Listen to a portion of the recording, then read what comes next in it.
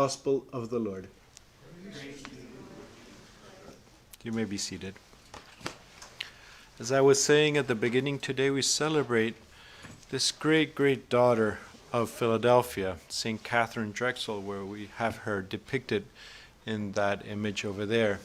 And I'll take the opportunity of that image to speak about her, which I think is very much in tune by a God incidence or coincidence with the gospel that we heard today, because the gospel emphasizes the importance of serving, but has as something underneath it, obviously, the relationship with God.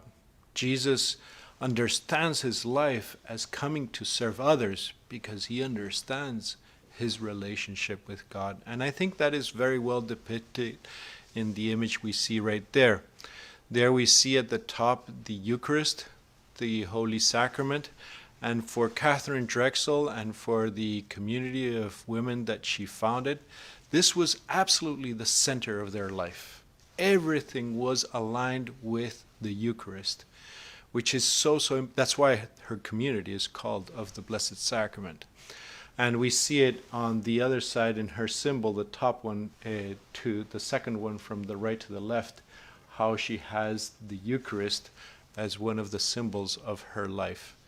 But then we have that out of this love for God, out of this love for the Eucharist, this moved her to be charitable. And that is something truly, truly impressive in the life of Katherine, because she was the niece of Anthony Drexel, the founder of the University of Drexel, very close. And her father was also very wealthy. Her mom died at a young age, and then her dad, and she inherited a lot of money.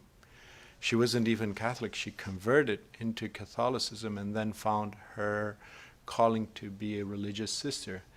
And that was moved in first instance out of obviously the love of God, but then connected with this, as you can see in that image, the love of those who are in need, particularly in the United States, the African American and the Native American.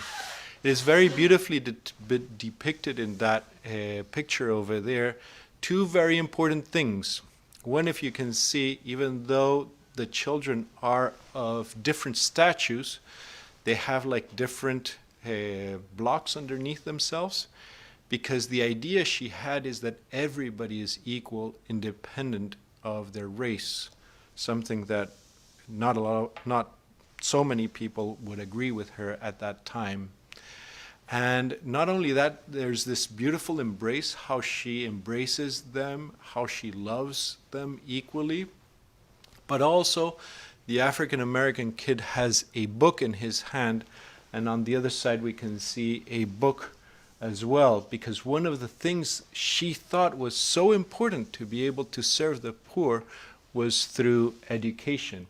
And it is beautiful in that symbol that there's an African American symbol, and on the right the Native American symbol for reconciliation. So she thought that the different races, the different peoples could reconcile through education.